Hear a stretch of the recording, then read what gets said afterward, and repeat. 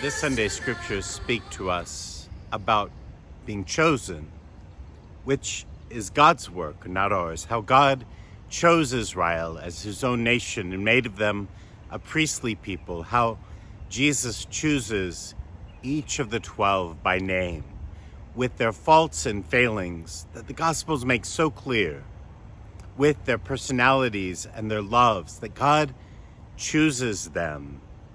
And for us, what we take away from today's scriptures is God choosing us. And I might babble on a little bit about how we see ourselves chosen by God, but I hope that you'll just take a moment or two this week to think about the great love with which God chooses you for love, chooses you to be a parent, chooses you in some very concrete and practical ways to be formed into the church, to be formed into the body of Christ. That God chooses me and he calls me by name. All of that we could sit with for a moment. But when we come to the end of the gospel, I think there's a challenge for us as church. Jesus sends out the 12 and he says, what you have received freely, give freely. And for us to recognize first God's grace and God's love, to recognize first the mission that we've been given, the love that we've been given, the fact that we've been chosen, selected, with all of our faults and failings, our own personality, chosen by God.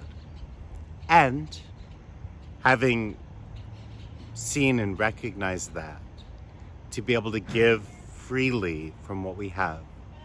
As church, we live very much as business. We function very much with salaries and motivations that are outside of the gospel.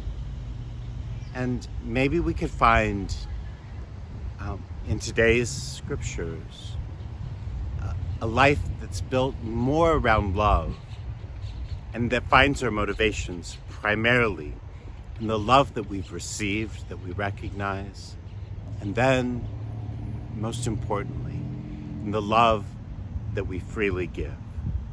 I hope that that will always be a reflection of our parish, of Mary Mother of the Church parish, but also as we live our lives together as church, that in our families, in our relationships with one another, we'll find the ability to give freely what we've freely received.